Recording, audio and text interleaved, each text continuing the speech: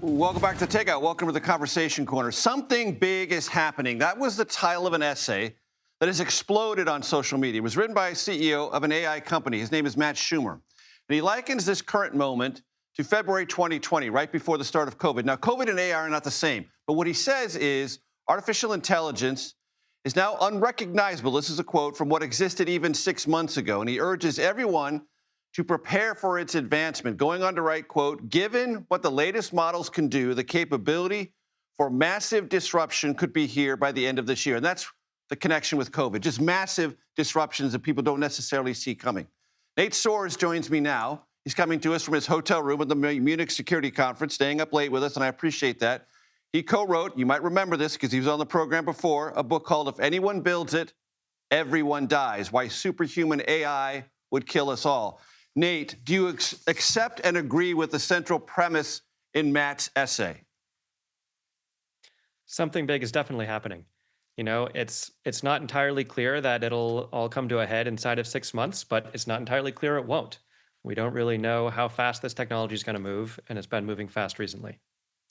And what Matt argued in this essay is that for the first time, OpenAI and Anthropic's new versions of their AI models coded themselves and taught themselves. If I have the language proper there.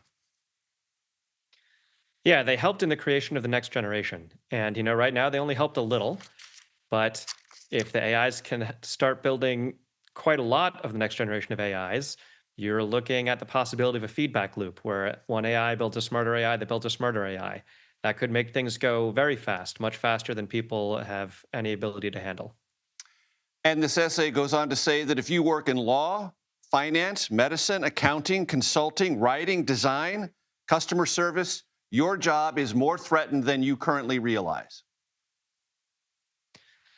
I think that's true. I think there's a lot of jobs that are going to be disrupted probably fairly soon. I also think, you know, if we do get these AIs building smarter AIs, we're looking at something much bigger than just a lot of people losing jobs. Please continue, because I know that's the thrust of your book. Yeah, I mean, the title doesn't bury the lead, but I think, you know, one thing people don't understand about AI is that it has grown more like an organism rather than being crafted like traditional software. So even the people creating it don't understand what's going on inside there. And they're quick to admit this, although this is often poorly understood outside the field. And growing an AI to be super intelligent when you have no idea what's going on inside there, this is a recipe for disaster. It's not that it's impossible to somehow, you know, make machines that are both very smart and very good. It's that if you're just growing a super intelligence nobody understands, that straightforwardly leads to disaster. So I want to get your evaluation of this, Nate. You know this. A top safety researcher at Anthropic recently resigned, saying he was leaving that job to go write poetry. In leaving, he wrote this, and please bring this up, control room. The world is in peril, and not just from AI or bioweapons, but from a whole series of interconnected crises unfolding in this very moment. We appear to be approaching a threshold where our wisdom must grow in equal measure to our capacity to affect the world, lest we face the consequences. Would you evaluate that?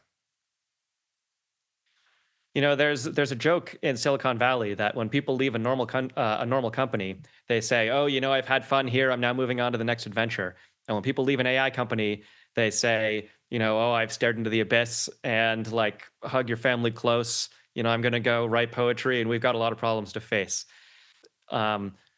Why is that? I mean, I think a lot of it is that the people building the AIs are spooked. No one knows better than they do that they have no idea what's going on inside these things. It's a scary time, and you know, I think people building the AIs know it best.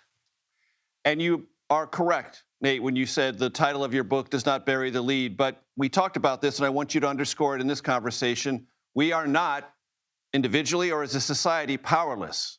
We can do things to erect guardrails. Walk my audience through your analysis of that potentiality. That's absolutely right. A first big thing to notice is that putting a stop to the race to superintelligence, it wouldn't require stopping the self-driving cars. It wouldn't require giving up the medical tech. It wouldn't require shutting down ChatGPT. It just requires stopping the race to superintelligence that nobody understands. And these AIs are trained using a huge amount of highly specialized computer chips that can only be built using technology. It's very hard to make. There's very few of these lithography machines anywhere in the world. This would, in some sense, be much easier to control than nuclear proliferation. You know, uranium is a rock you dig out of the ground. AI chips take the entire supply chain to make.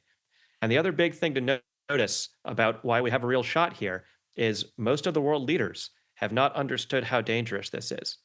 People in Silicon Valley are spooked.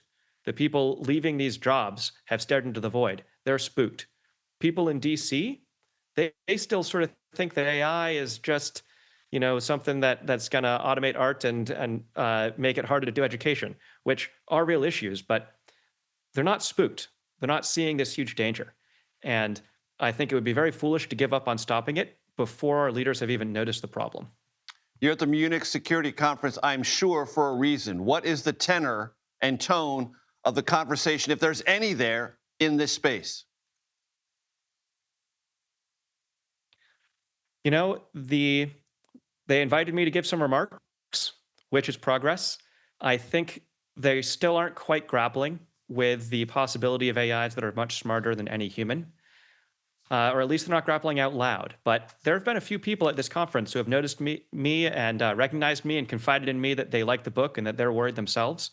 And then once their turn to speak, they say, you know, platitudes that don't really acknowledge the possibilities here. And you know, I know that they're worried.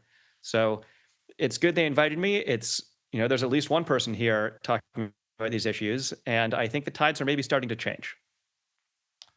Nate, I appreciate your expertise. I appreciate you staying up and your availability. This show will constantly be peering into this, whatever it is, abyss, void, potential, I'm not sure, but we'll turn to you many times to help us understand where we are and where we might be heading. Nate Soares, thank you so very much. Thanks for having me.